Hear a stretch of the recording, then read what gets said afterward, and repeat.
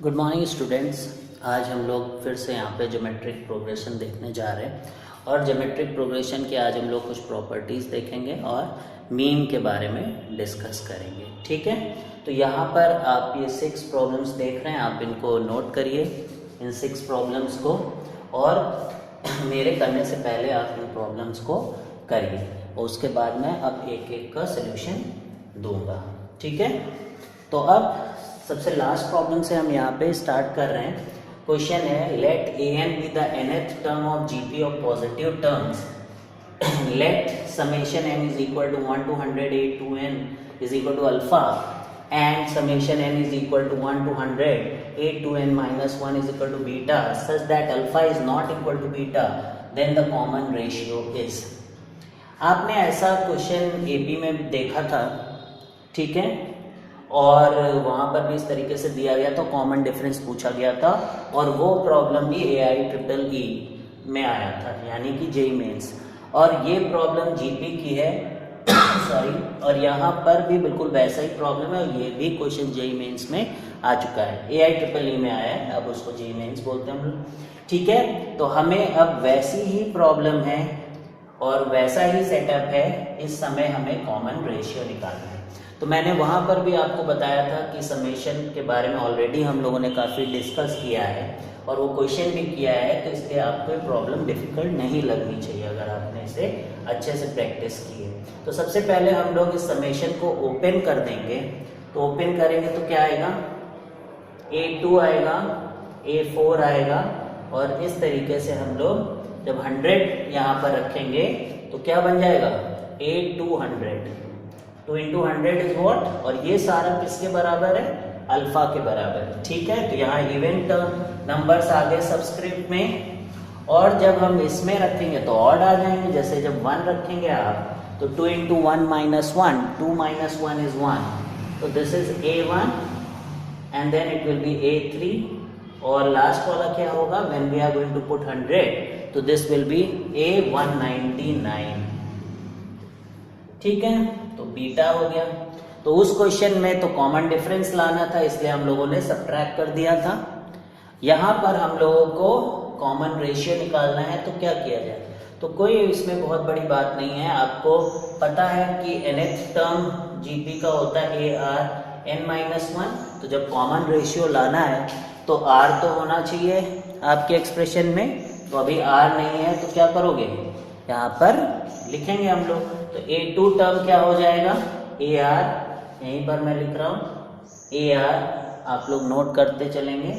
A4 की जगह क्या हो जाएगा, एक कम होता है ना, AN होता है, तो ARn-1, तो A4 क्या लिखा जाएगा, AR3, तो A200 क्या लिखा जाएगा, AR199।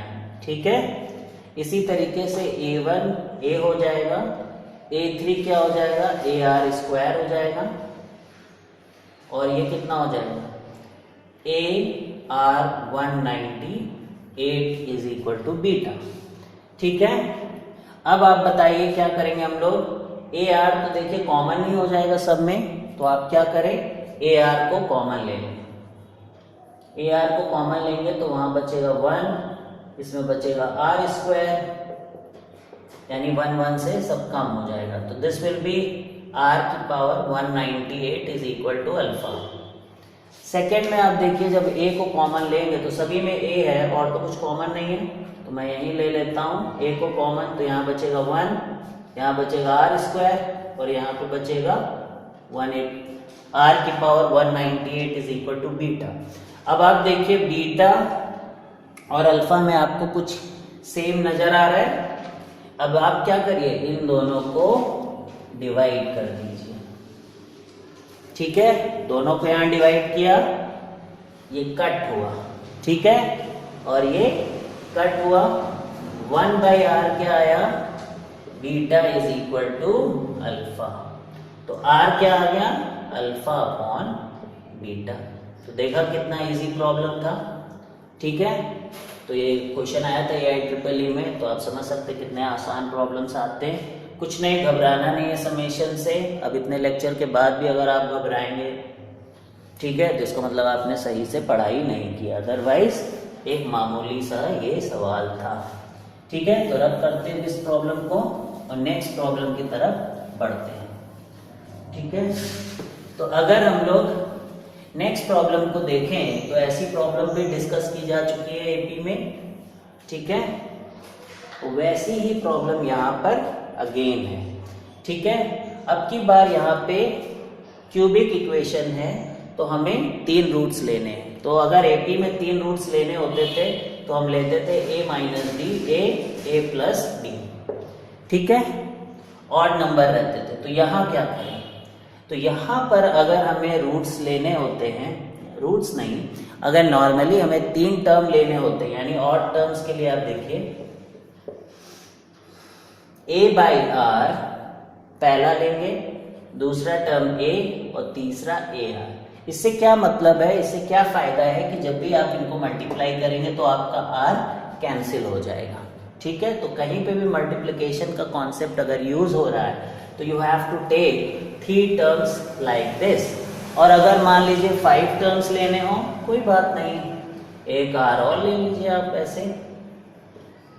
समझ में आ गया? तो ये ऑड टर्म लेने का तरीका है।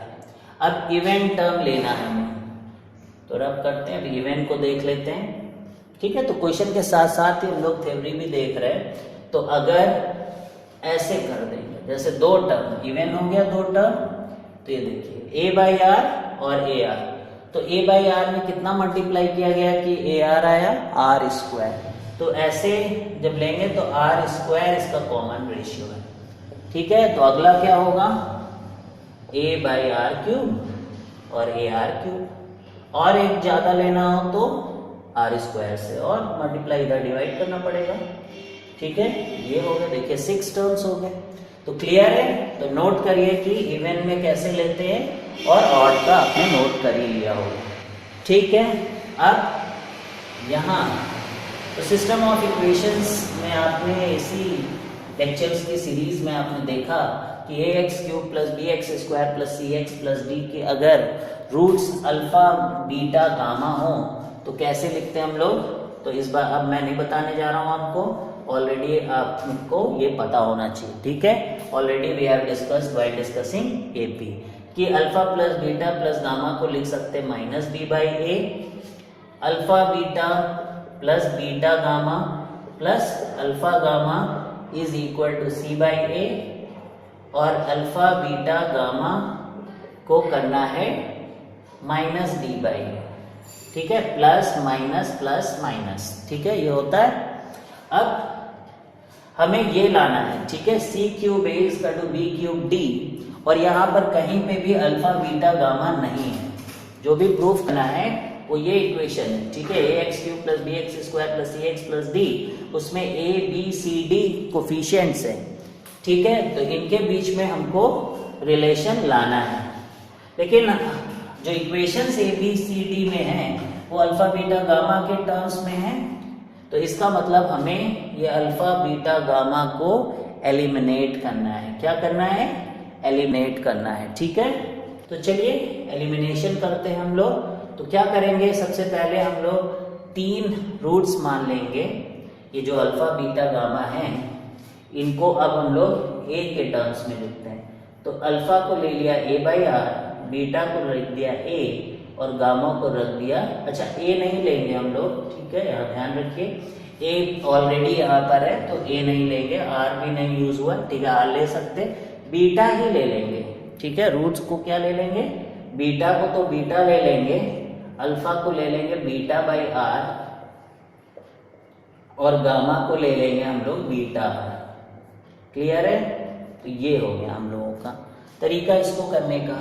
अब हमें ये यानी कि अब क्या हुआ, देखो फायदा क्या हो गया कि पहले 3 हमारे पास वेरिएबल थे और 3 को एलिमिनेट करने के लिए हमें 4 की जरूरत पड़ती है, 4 इक्वेशंस, लेकिन हमारे पास 3 इक्वेशन। हमेशा ध्यान रखिए अगर हमें वेरिएबल्स एलिमिनेट करने हैं तो जितने वेरिएबल्स हमें एलिमिनेट करने हमें उससे एक ज़्यादा इक्वेशन की ज़रूरत पड़ती है।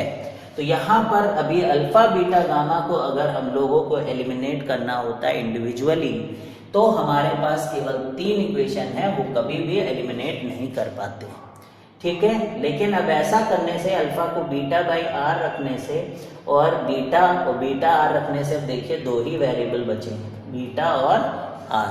अब हमारे पास 3 इक्वेशन है। अब नेक्स्ट काम क्या होगा हमारा, इन अल्फा बीटा गामा की वैल्यूज को इसमें रखना है। तो चलिए रखते हैं यहाँ पर। तो सबसे पहले अल्फा को यहाँ रख देते हैं, beta by r into beta r is equal to minus d by a. यहाँ से देखिए आर आर कैंसिल हो गया और बीटा क्यूब की वैल्यू आ गई माइनस डी बाई ए। तो एक ये इम्पोर्टेंट रिलेशन आ गया, बीटा हमें पता चल गया इस इक्वेशन से, ठीक है। तो इसको यूज करेंगे हम लोग आगे चल के, यानी कि अब हमें बची हुई जो 2 इक्वेशन है वहां से किसी तरीके से बीटा लाना है। यहाँ से आर एलिमिनेट हो गया, ठीक है। अल्फा को क्या लिखेंगे, बीटा बाई आर, ये तो बीटा ही है, एंड गामा को हम लोग लिखेंगे beta r is equal to minus b by a. Clear है। अब यहां से क्या करेंगे हम लोग, बीटा कॉमन ले लें, this will be 1 by r plus 1 plus r is equal to minus b by a, ठीक है। अब यहाँ पर भी ऐसे ही करते हैं। अब यहाँ एक काम करिए, एलसीएम ले लीजिए, तो 1 प्लस आर स्क्वायर हो जाएगा, 1 plus r square upon r हो जाएगा। ऐसे लिख लिया इसको, ठीक है। तो ये इस इक्वेशन से हम लोगों ने इसको लिखा है, ठीक है। तो इसको मैं एक जगह लिख देता हूँ इधर साइड में, beta cube is equal to minus d by a, और उधर थोड़ी सी जगह बना लेते हैं, यहाँ से हटा दिया। क्लियर है। अब यहाँ पर कैलकुलेशन कर लेंगे हम लोग। अल्फा को लिखेंगे हम लोग beta by r into beta, तो beta square by r, beta gamma यानी इन दोनों को मल्टीप्लाई करेंगे तो बीटा स्क्वायर आर हो जाएगा, और अल्फा गामा को जब मल्टीप्लाई करेंगे तो आर आर कैंसिल हो जाएगा, और क्या आ जाएगा, beta square is equal to c by a आ जाएगा। तो यहाँ से आप देख रहे हैं कि बीटा स्क्वायर बाहर आ गया और ये आ गया 1 बाई आर प्लस 1, ठीक है। ये तो वही था जो यहाँ था, एलसीएम लेंगे, ठीक है। तो r square plus r upon r, तो सेम चीज है, देखिए 1 plus r square upon r, यहाँ पर भी वही आ गया। तो क्या करेंगे, अब इससे इसको डिवाइड कर देते हैं। इसको किससे डिवाइड कर देते हैं, सेकेंड वाले से फर्स्ट वाले, this is second and this is first. अब इससे क्या होगा, आर यहाँ भी बीटा कुछ आ जाएगा and we have here beta cube. समझ में आ रहा है। तो चलिए डिवाइड कर देते हैं। इसके नीचे मैं इसको लिख देता हूँ beta times 1 plus r square, वैसे ही लिख देता हूँ, ठीक है, ठीक है। और क्या हो गया, माइनस बी बाई ए। अब ये कैंसिल, बीटा भी कैंसिल, ए भी कैंसिल, तो बीटा की वैल्यू यहाँ से क्या आई, minus c by b, beta की वैल्यू आ गई माइनस सी बाई बी। क्या लिख देता हूं मैं, beta is equal to minus c by b. यहां तक नोट कर लिया हो तो थोड़ा सा रब कर देते हैं यहां पर, ठीक है, और देखते हैं। अब बीटा क्यूब है माइनस डी बाई ए और बीटा है इधर माइनस सी बाई बी। अगर इनका क्यूब कर दें, इस वाले का क्यूब कर दें हम लोग, तो इसके इक्वल कर सकते हैं, तो बीटा एलिमिनेट हो जाएगा। तो माइनस सी बाई बी का whole cube is equal to minus d by a. समझ में आया कैसे किया, because here it was written beta is equal to minus c by b, और यहाँ पे beta cube is equal to minus d by a. तो जब ये बीटा का क्यूब करेंगे तभी तो बीटा क्यूब के बराबर इक्वल होगा। क्लियर है। तो यहां से अब हमारा आ गया, this implies that minus c cube upon b cube is equal to minus d by a. ठीक है, माइनस माइनस कैंसिल। ठीक, अब आप इधर इसको क्या कर दीजिए, क्रॉस मल्टीप्लिकेशन। ठीक है, तो आप क्या पाएंगे, b cube into d is equal to a into c cube. ठीक है, तो ये हो गया। समझ में आया कि कोई बहुत खास डिफिकल्ट प्रॉब्लम नहीं थी। यहाँ पे हमें वेरिएबल्स के बारे में पता होना चाहिए कि हाँ हमारे कैसे वेरिएबल्स हैं, हमें ये कॉन्सेप्ट पता होना चाहिए कि हमें अल्फा बीटा गामा को किस तरीके से लिखना है। उसके बाद हमको ये जो सिस्टम ऑफ इक्वेशंस की यहाँ पे इक्वेशंस बनानी आनी चाहिए। तो ये सारा काम करने के बाद आप इसको ईजिली प्रूव कर सकते हो। ठीक है, तो अगर अब आपको प्रॉब्लम डिफिकल्ट नहीं लगनी चाहिए।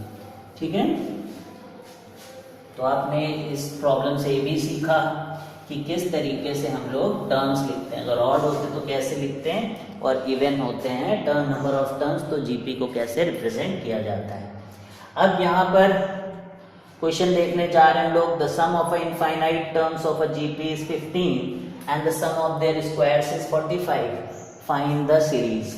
ठीक है, तो अब ये इनफाइनाइट टर्म्स के बारे में बात हो रही है, और जब भी इनफाइनाइट के सम के बारे में बात आती है तो जो मॉड आर होता है वो लेस देन 1 होना चाहिए। इसका क्या मीनिंग है, मॉड आर लेस देन 1 का मतलब आर की वैल्यू -1 से लेकर 1 के बीच में लाई करनी चाहिए। क्लियर है बात।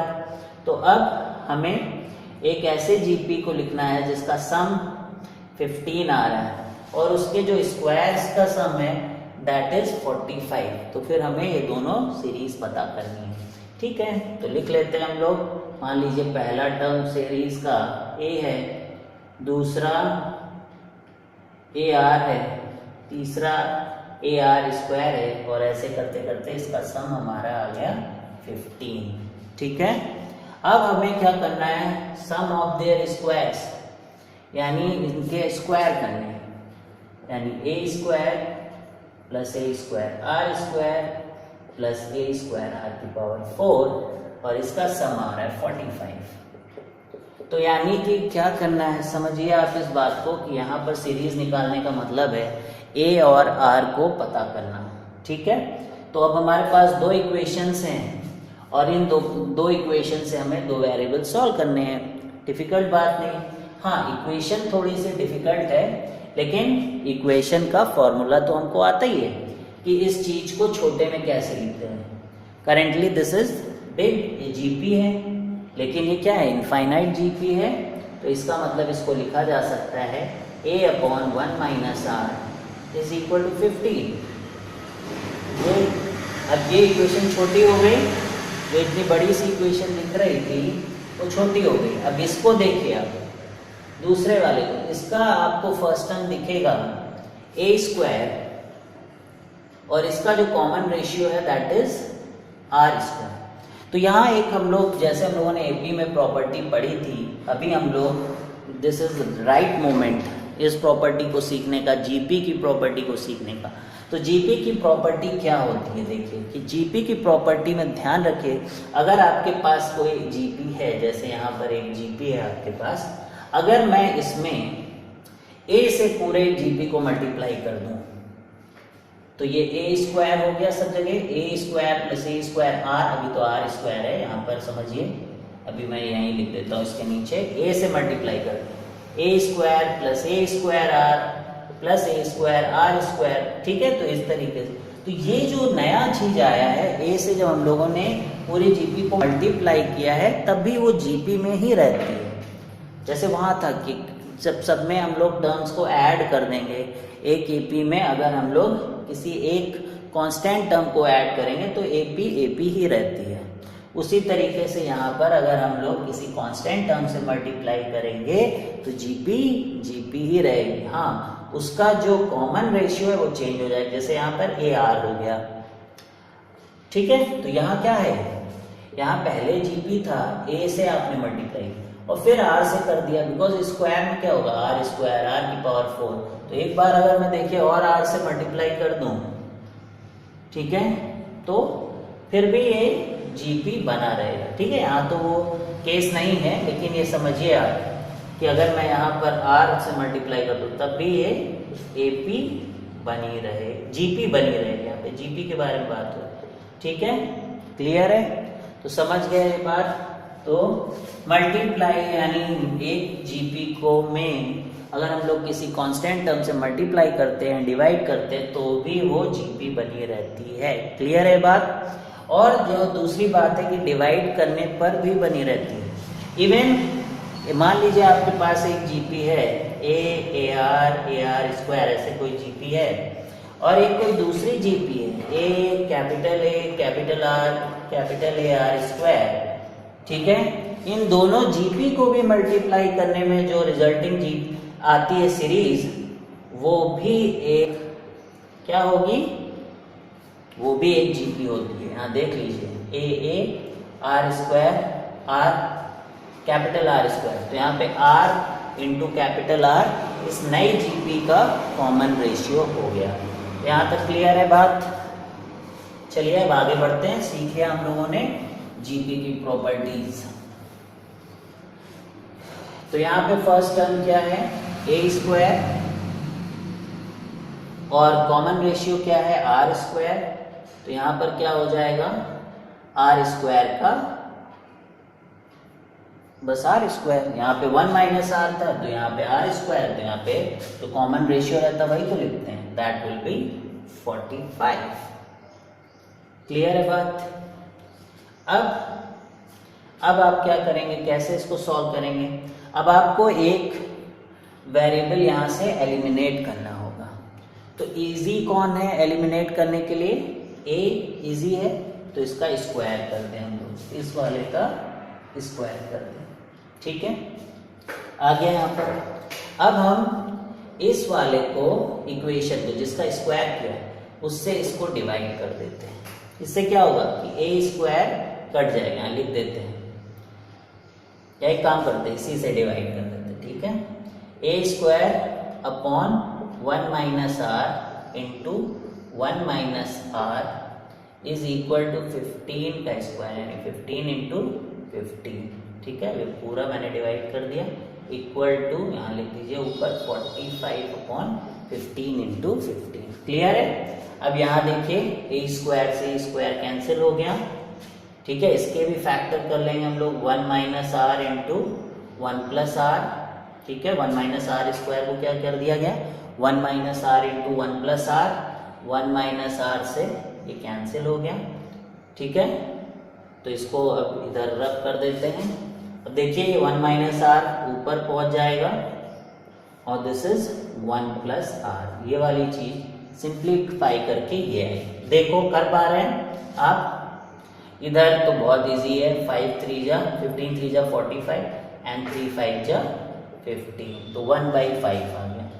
तो यहाँ पर आ गया आंसर 1/5, ठीक है। अब रब करता हूँ मैं इधर। अब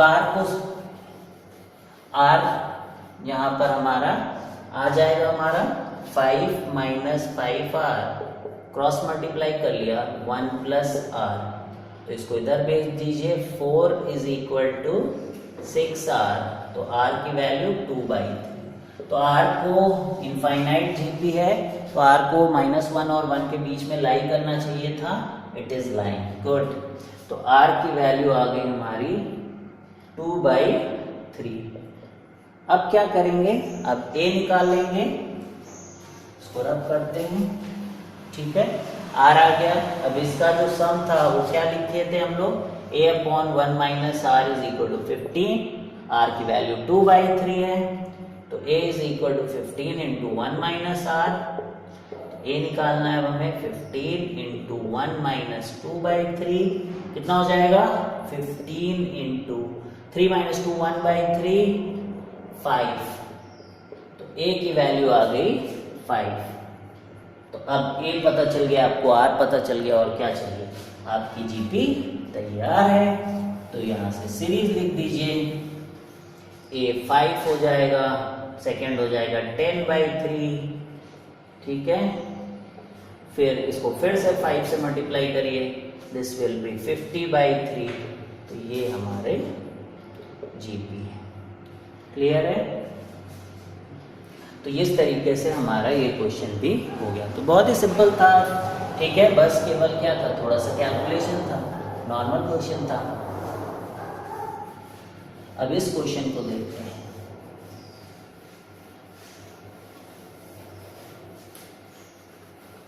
अब आप यहाँ सोच रहे होंगे कि ये तो लिमिट की प्रॉब्लम कहाँ से आ गई, ठीक है, पर ये लिमिट की प्रॉब्लम नहीं है। यहाँ पर ये सॉल्व करना है हमको। तो यहाँ देखिए एस के दिया गया हमें is equal to limit n tends to infinity summation i equal to 1 to n, यानी जितनी भी डरावनी चीजें हो सकती हैं सब इस प्रॉब्लम में डाल दी गई, ठीक है। क्या डरावनी चीज? समेशन, ठीक है। बहुत सारे बच्चों को क्या है, समेशन डरावना लगता है। आई डोंट थिंक कि आपको लगना चाहिए। और उसके बाद फिर उसके ऊपर भी लिमिट, तो कोई भी सोचेगा पता नहीं किस चैप्टर से प्रॉब्लम आई है, पर ऐसा नहीं है। यहाँ पर देखिए आप limit n tends to infinity है, इसका मतलब कि हमें 1 से लेके कहाँ तक इसको ऐड करना है, इन्फिनिटी तक। क्या पता दिस इज जीपी, ठीक है, मालूम कि जीपी हो। यहाँ 1 1 रख के देखिए, क्योंकि भाई जीपी में भी तो इन्फिनिटी तक जाता है कि नहीं जाता है। तो एस के is equal to 1/k+1, GP ही तो है। देखिए k+1 का होल स्क्वायर ऐसे जा रहा है, ठीक है। अब इसका जो रेशियो देखो वो क्या है, 1/k+1, तो ये 1 से छोटा भी है, ठीक है। तो यहाँ पर आ जाइए अब आप। अब इसका सम का फॉर्मूला लिखते हैं हम लोग, a/1 - r, तो a है हमारा 1/k+1 अपॉन 1 - 1/k+1, ठीक है। ये लिखेंगे हम लोग, a है 1/k+1 और r भी वही है बिकॉज 1/k+1 से मल्टीप्लाई हो रहा है। अब यहाँ पर आप एलसीएम लेंगे तो this will become k+1 upon k+1। अब 1 से 1 कैंसिल, k+1 से k+1 कैंसिल, क्या बचा 1/k। तो sk की वैल्यू क्या आई, sk की वैल्यू आई 1/k। तो क्या हमें sk निकालना था? नहीं, हमें ये समेशन निकालना है। देखिए समेशन क्या है, i is equal to 1 to k, और k और sk की वैल्यू तो बहुत आसान हो गया, k से देखिए कैंसिल हो गया। हमेशा कंपटीशन में ऐसे क्वेश्चन आते हैं कि आपकी कैलकुलेशन हमेशा कम होती जाए, ठीक है। ये i1 to k नहीं था, this was i1 to n, ठीक है। तो यहाँ पर क्या आ जाएगा अब आंसर आपका, देखिए तो 1 ही बचा, तो i is equal to 1 to n, तो 1, तो ये कितना हो जाएगा n। k रहता तो क्या हो जाता, k हो जाता आंसर, ठीक है। समझ में आया, ये पढ़ाई आपने प्रॉपर्टी की, summation i equal to 1 to n का कांस्टेंट का समेशन 1 का n होता है। तो प्रॉपर्टी जो भी हम लोगों ने पढ़ा है वही देख रहे हैं, यूज हो रहा है प्रॉब्लम में, ठीक है। चलिए नेक्स्ट प्रॉब्लम की तरफ बढ़ते हैं।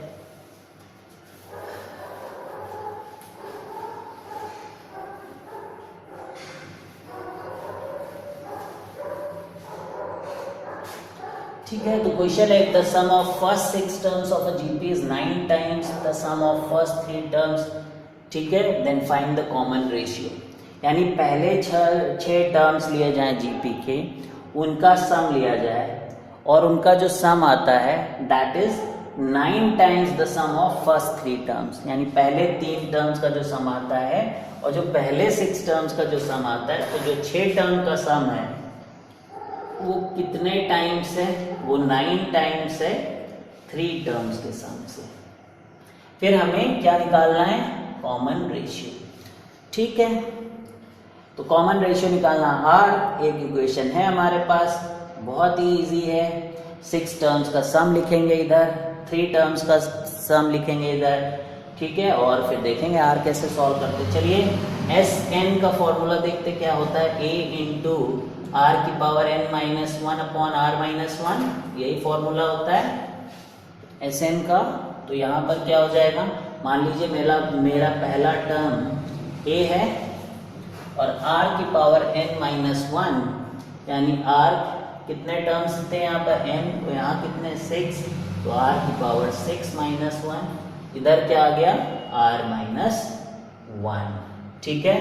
अब ये कितने टाइम्स है 9, यहाँ पर a आएगा कि नहीं आएगा, आएगा, फॉर्मूले में a है ही है, फर्स्ट टर्म तो सेम ही होगा, चाहे आप फर्स्ट 6 टर्म्स लें या आप फर्स्ट 3 टर्म्स लें, ठीक है। तो यहाँ पर क्या हो जाएगा r³ माइनस 1 और यहाँ पर हो जाएगा आपके नीचे r माइनस 1। अब r1 नहीं होना चाहिए, कट कर दीजिए, कट हो गया, a कट हो गया, a कट हो गया। अब तो बहुत ही इजी रिलेशन है यहाँ पर। इसको देखिए क्या लिख सकते हैं, r⁶ को आप लिख सकते हैं r³ का square minus 1 is equal to 9 times r³ minus 1। This is what, this is a square minus b square. तो इसके फैक्टराइज कर लीजिए, r³ plus 1 r³ minus 1 is equal to 9 times r³ minus, r1 नहीं है, फिर से cut कर दीजिए, very easy, r³ plus 1 is equal to 9, तो r³ बराबर 8, तो r क्या हो गया 2, ठीक है। तो बहुत ही सिंपल क्वेश्चन था, ठीक है, आराम से हो जाना चाहिए था आपसे। आई होप कि आपसे हो गया, ठीक है।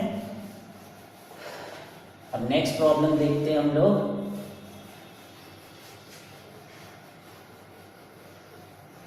The largest value of the positive integer k for which n की power k plus 1 divides 1 plus n square 1 plus n square plus n की power 127, ठीक है। तो प्रॉब्लम में largest value, positive integer k, n की power k plus 1, तो इन सब चीज़ों से डरना नहीं है, ठीक है। किससे नहीं डरना, ये जो फालतू चीज़ें यहाँ पर लिखी हुई हैं, आपको ये जीपी दिखनी चाहिए और इस जीपी का सम बस लिखना है, जो पता है वो करो, ठीक है, जितना मालूम है उतना करो, घबराना नहीं है। तो फर्स्ट टर्म क्या है हमारा, तो फॉर्मूला अभी लिखा गया, r की power n minus 1 upon r minus 1, तो यहाँ पर a कितना है 1, यहाँ टर्म्स कितने हैं, देखो ये n की पावर 1 है, तो यहाँ पे सेकेंड टर्म, जब 2 लिखा है तो कौन सा टर्म है 3, यानी एक ज्यादा है, जितनी पावर है उससे एक ज्यादा टर्म है। फिर से देखो, जब n की पावर 1 लिखा है तो टर्म्स हमारे पास कितने हो गए गिनने से, पहला टर्म, दूसरा टर्म। जब यहाँ n स्क्वायर है तो कितने टर्म हो गए, पहला टर्म, दूसरा टर्म, तीसरा टर्म। इसी तरीके से जब 127 हो जाएंगे तो टर्म कितना हो जाएगा, कौन सा टर्म है 128, तो टोटल टर्म्स कितने हमारे पास 128। इसका मतलब हमारे इस फॉर्मूले में n की वैल्यू कितनी है 128, क्लियर है। तो इसका मतलब हुआ r क्या है यहाँ पे n, और ये वाला n, ये n और वो n अलग है, ठीक है, ये नंबर ऑफ टर्म्स वाला n है। तो कितने हुए ये 128 माइनस 1, नीचे कितना हुआ भाई, r क्या है n, तो n माइनस 1। अब हमें देखना है n की पावर k प्लस 1 से कैसे, कौन सा n की पावर k प्लस 1 से सबसे बड़ी k की वैल्यू के लिए किससे डिवाइड होगा। बहुत ऑब्वियस है, a square minus b square is always handy in problem solving, तो वही लगाएंगे। इसको लिख सकते हैं n की पावर 64 का होल स्क्वायर, लिख सकते हैं कि नहीं लिख सकते हैं, लिख सकते हैं, ठीक है। इसको फैक्टराइज कर लीजिए आप, तो इसको जब आप फैक्टराइज करेंगे तो आएगा n की पावर 64 माइनस 1 इंटू n की power 64 plus 1 upon n minus 1। अब ये बताइए n की पावर k प्लस 1, और जहाँ पे k पॉजिटिव इंटीजर हो तो k अगर यहाँ रख दिया जाए इसको k, तो कैंसिल हो जाएगा कि नहीं। चलिए अगर मान लीजिए आप इसके फैक्टराइज भी करेंगे तो ये क्या बन जाए, n की पावर 32 माइनस 1 इंटू n की पावर 32 प्लस 1 इंटू n की power 64 plus 1 upon n minus 1, clear है। अब देखिए कि हमेशा जो ये प्लस 1 टाइप के टर्म होंगे वो छोटे ही आएंगे, जैसे अगली बार आएगा n की पावर 16 प्लस, ठीक है, समझ में आ रहा है आपको। उसके बाद आएगा n की पावर 8 प्लस, तो सबसे बड़ा वाला यही रहना है n की पावर 64 प्लस 1, यानी k की जगह सबसे बड़ी वैल्यू क्या रखी जाए, जिससे कि न्यूमरेटर से ये फैक्टर गायब हो जाए 64। तो k की वैल्यू क्या आएगी यहाँ पर 64, ठीक है। तो ये रहा। अब इसके बाद हम लोग थोड़ा सा डिस्कशन करेंगे मीन पे और कुछ प्रॉब्लम्स देखेंगे।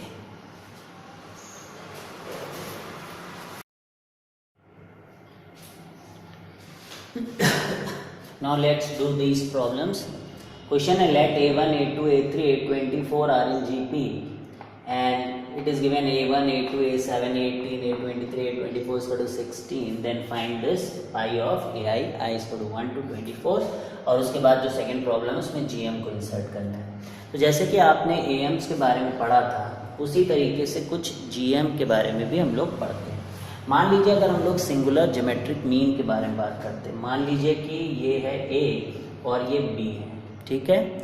और ज्योमेट्रिक मीन अगर हमें इसका निकालना है तो उसका मीनिंग होता है AB की पावर 1/2 यानी कि रूट ऑफ AB. क्लियर है? This is geometric mean. और जैसे AM को निकालने के लिए AP में होना कोई ज़रूरी चीज़ नहीं है. AP में होने में उसमें एक कुछ प्रॉपर्टी आ जाती है, ठीक है. तो वो प्रॉपर्टी हम लोगों ने वहाँ पर डिस्कस की थी, सिमेट्रिक सम, ठीक है. और यहाँ जब हम लोग इसी तरीके से GM के बारे में बात करते हैं तो ज़रूरी नहीं है कि जिन टर्म्स का GM हम लोग निकालने जा रहे हैं वो GP में हो, ठीक है. वो कोई भी टर्म हो सकते हैं. जैसे मैं आप यहाँ पे 3 टर्म A B C, अब इसका अगर मुझे GM निकालना है तो GM कैसे निकलेगा? ABC की पावर 1/3 यानी कि क्यूबिक रूट ऑफ ABC. ऐसे ही 4 हो जाएंगे तो बताइए क्या होगा? ABCD मल्टीप्लाई बाई जितने टर्म उतना 1/पावर यानी कि 4th रूट ऑफ ABCD. इसी तरीके से अगर n को हम लोग करें A1, A2, A3 और इनको AN तक मल्टीप्लाई, इनके अगर हमें इतने सारे टर्म्स हैं और इनका GM निकालना हो तो क्या होगा? इसका मतलब A1, A2, AN तक मल्टीप्लाई करें पहले आप और फिर उसका nth रूट निकालें, 1/n निकालें. क्लियर है? समझ गए आप GM का क्या मीनिंग होता है? AM समझ में आ गया तो GM को समझने में ज़्यादा टाइम नहीं लगेगा. इस तरीके से हम लोग GM निकालते हैं, ठीक है. अब जो यहाँ पर सीखने जा रहे हैं वो है प्रॉपर्टी GM की, ठीक है. तो GM जैसे AM में प्रॉपर्टी थी वैसे ही GM में क्या प्रॉपर्टी है? अगर हम लोग सिमेट्रिक टर्म्स लेते हैं, जैसे आपने मान लीजिए लिया A1, A2, A3, ये हमारी GP है. अब हम GP में GM के बारे में बात कर रहे हैं. तो यहाँ पर अगर हमें इन सब का GM निकालना हो तो बहुत इजी है, सबको मल्टीप्लाई कर दो और इनकी पावर 1/n. अब अगर ऑड नंबर ऑफ टर्म्स हैं, क्या है? ऑड नंबर ऑफ n हमारा ऑड है, तो जो हमने GM निकाला, क्या GM निकाला? A1, A2 ऐसे करते हुए AN की पावर 1/n, उसकी वैल्यू जो मिडिल टर्म होगा इस GP का उसके बराबर होगा. जैसे कि उसकी वैल्यू होगी AN+1/2. क्लियर है? और अगर n इवन हुआ तब क्या होंगे? फिर 2 मिडिल टर्म होंगे और जो दोनों मिडिल टर्म है उनके GM के बराबर ये सोल्यूशन आएगा. A1, A2 ऐसे करते हुए AN की पावर 1/n. इस बार क्या होगा? मिडिल टर्म n/2 और n/2+1. मीडियन निकालना आपने सीखा होगा बचपन में सॉरी. तो root of AN/2 and AN/2+1, ठीक है. तो ये इसके बराबर होगा अगर n इवन है और अगर n ऑड है तो ये ऑड होने पर जो मिडिल टर्म है उसके बराबर GM होता है. क्लियर है ये बात? ठीक है. तो इतनी बात समझ में आ गई. और जैसे सिमेट्रिक की बात होती थी वहाँ पर, तो यहाँ पर भी सिमेट्रिक की बात होती है. यानी कि अगर मैं पहला टर्म स्टार्टिंग से लूँ A1 और पीछे से पहला टर्म लूँ AN और इनका GM निकालूं तो वो इक्वल होगा अगर मैं 4 टर्म ले लूँ सिमेट्रिक, A1 ले लूँ, AN ले लूँ, फिर इसी तरह A2 ले लूँ, AN-1 ले लूँ. अब लेकिन कितनी पावर लगानी पड़ेगी? 1/4. तो जो इसकी वैल्यू आएगी वही इसकी वैल्यू भी आएगी और जो इसकी वैल्यू आएगी वही इसकी भी वैल्यू आएगी. क्लियर है?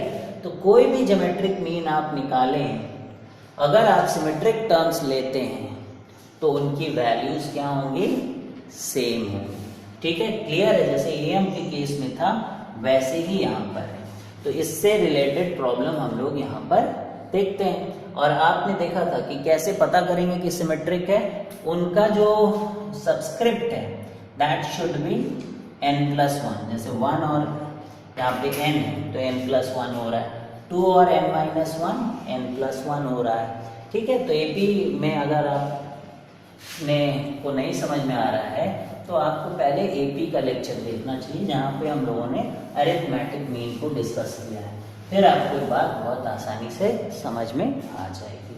ठीक है, अब हम लोग यहाँ पर देखते हैं पहला प्रॉब्लम। क्वेश्चन है A1, A2, A3, A24 are in GP। Then ये इसका देखिए मल्टीप्लिकेशन दिया गया है। तो क्या दिया गया multiplication, A1, A2, A7, A18 and A23 and A24 is equal to 64। अब सबसे पहले आप देखिए इस तरीके से कुछ भी दिया गया है अगर, तो इसका मतलब कहीं ये GM तो नहीं। ठीक है, तो सबसे पहले देखिए 1 और 24 और टोटल टर्म्स कितने हैं देखिए। ठीक है, 24, तो इसका सम अगर 25 आ गया तो ये सिमेट्रिक टर्म्स हैं। 2, 23, 25, 7, 18, 25 तो सिमेट्रिक टर्म्स हुए। इसका मतलब इनका GM निकाल लेते हैं हम लोग। तो कितनी पावर होगी, जितने टर्म होंगे उतनी 1 अपॉन करके पावर लिख देंगे, यानी इनको लिखेंगे हम लोग पावर 1/6। तो 64 की भी पावर क्या हो जाएगी, 1/6। क्लियर बात। अब ये क्या होता है, 2 की पावर 6 की पावर 1/6, तो ये आ गया 2। ठीक है, कितना आया 2, तो इसकी वैल्यू 2 है। अब हमसे पूछा जा रहा है कि सभी का आप निकालिए। तो आपको पता है कि इसका सबको अगर हम लोग एक साथ मल्टीप्लाई करते तो सिमेट्रिक ही होता है। तो यानी उसका जो GM आएगा, जो इसका GM आया है, दोनों का वैल्यू क्या होगा, सेम होगा। तो चलिए GM निकाल लेते हैं पूरी सीरीज का। A1, A2, A3 इन सबको मल्टीप्लाई कर दिया हम लोगों ने A24। ठीक है, अब इसकी पावर क्या रखेंगे, 1/24। ये किसके बराबर होगा, जो GM हमें इन सिमेट्रिक टर्म्स को निकालने में मिला है उसके बराबर होगा, यानी कि 2 आया था। तो ये पाई का मतलब कुछ नहीं होता, केवल यही जो मल्टीप्लिकेशन लिखा हम लोगों ने, वी हैव डिस्कस दिस, और ये हो जाएगा 2 की पावर 24, यानी हमारा आंसर क्या आया, 2 की पावर 24। तो इजी था प्रॉब्लम। अब हम लोग सीखेंगे कि कैसे GMs को इंसर्ट करते हैं। ठीक है, चलिए, तो लास्ट टॉपिक होगा कि किसी भी GP में अगर हमें GM इंसर्ट करना हो तो क्या करते हैं। ठीक, तो देखिए यहाँ पर पहला टर्म हमारा है A, सेकेंड टर्म है हमारा A1, A2 कर देते हैं, A1, A2, A3 और ऐसे इसको A बोलते हैं। ठीक है, और इसको B बोलते हैं, इनको बोल देते हैं, ये GM है हमारे, तो इनको G से डिनोट करते हैं। चलिए G1, G2, G3 ऐसे ही GM। तो अब हम लोग यहाँ पर M ज्योमेट्रिक मीन्स को इंसर्ट करने जा रहे हैं। तो देखिए यहाँ पर अगर मुझे G1 निकालना हो और ये AP में है तो G1 को मैं क्या लिखूंगा, A × R। G2 निकालना हो तो क्या होगा, AR²। यानी कोई kth अगर मुझे ज्योमेट्रिक मीन निकालना हो तो that will be what, GK will be equal to AR⁴K। तो ये बात समझ में आ रही है आपको कि पहला टर्म A है, तो अगर ये GP में है तो R से ही मल्टीप्लाई होगा ना, यही तो पढ़ रहे हैं हम लोग, दैट विल बी AR, फिर अगला R से। लेकिन ये जो अंदर है इनको हम लोग ज्योमेट्रिक मीन बोल रहे हैं। तो यानी G1 निकालने का मतलब AR लिख लो, G2 निकालने का मतलब AR² लिख लो, GK निकालने का मतलब A × R⁴K लिख लो। अब बात यह आती कि R कैसे पता चले, तो ये बहुत इंपॉर्टेंट बात है कि R कैसे पता चले। तो देखिए आप, अगर A से G1 में जाना है तो हमें R से मल्टीप्लाई करना होता है। ठीक है, 8 से अगर डायरेक्ट G2 में जाना है तो किससे मल्टीप्लाई करना पड़ेगा, आर स्क्वायर से। इसी तरीके से अगर a से G3 में जाना है तो a इंटू आर क्यूब होगा। इसी तरीके से अगर k में जाना है तो कितना होगा, r की पावर k। और Gn में अगर जाना है तो r की पावर n। तो b में जाना है तो कितना, ऑब्वियसली जो यहाँ लिखा है वो आ रहा था, लेकिन b में क्या लिखा है, b तो n+1th टर्म हो गया ना, यहाँ तक तो n हो गया, तो अगला क्या होगा, n+1। तो यहाँ पर हो जाएगा, इसका मतलब a इंटू आर की पावर n+1 इसको लिखा जाएगा।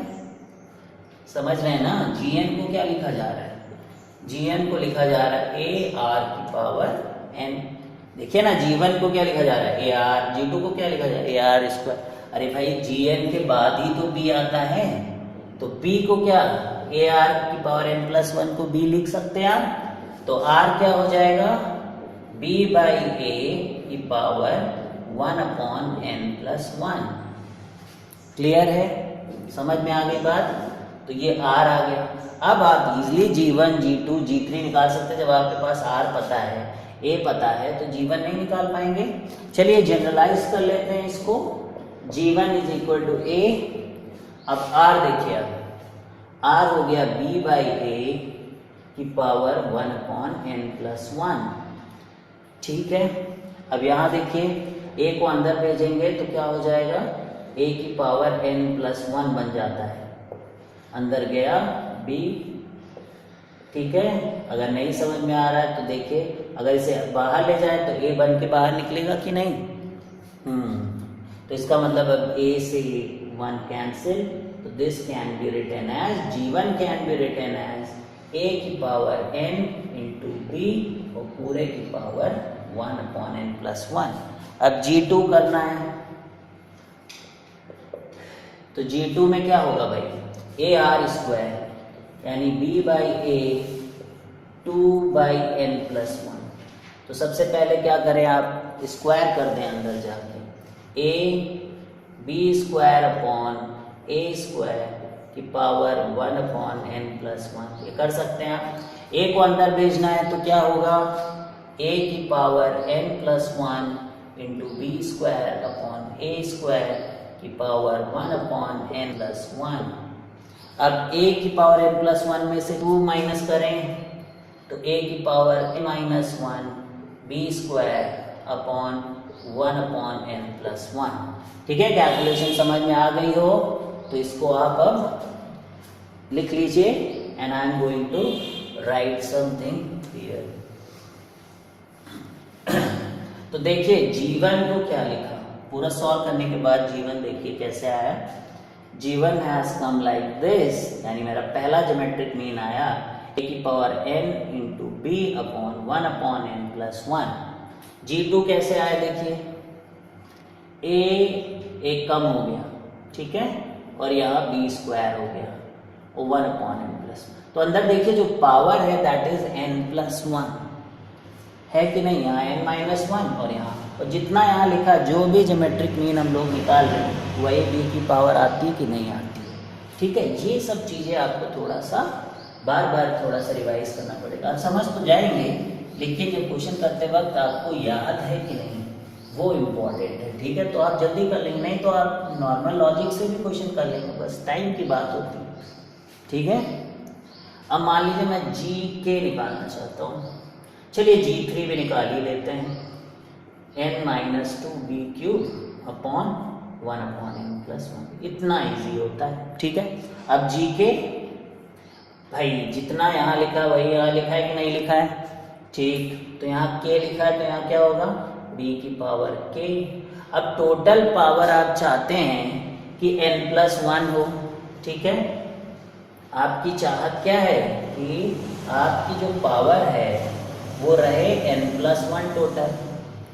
तो भाई जितना लाना है उतना लिख दो n+1, और जो नहीं चाहिए उसको माइनस कर दो। समझ में आई ये बात, बहुत आसान है इसे समझना। ऐसे बच्चे डर जाते कि कहाँ से लिख दिया। अब इसका सम देखिए, n+1 हो रहा है कि नहीं, तो जो आपको लाना हो वो आप पहले लिख दीजिए, और जो नहीं लाने दे रहा है उसको के, उसको आप हटाइए। तो ये हो गया आपका जी के। अब चलिए अपना प्रॉब्लम करते हैं, देखते हैं कि ये सब सीखने के बाद क्या प्रॉब्लम कर पा रहे हैं हम लोग कि नहीं। तो यहाँ पे प्रॉब्लम देखिए, 6 GMs have been inserted between 2 and 256। इसका मतलब A की वैल्यू तो 2 है और B की वैल्यू है 256। अब हमसे बोल रहे हैं थर्ड GM निकालिए, थर्ड GM निकालिए यानी G3 निकालिए। ठीक, तो कितनी GM यहाँ पे इंसर्ट करना था, यानी N की वैल्यू क्या हो गई 6। तो यानी कि जितना इधर ये 3 वो हमारा B क्यूब होना चाहिए।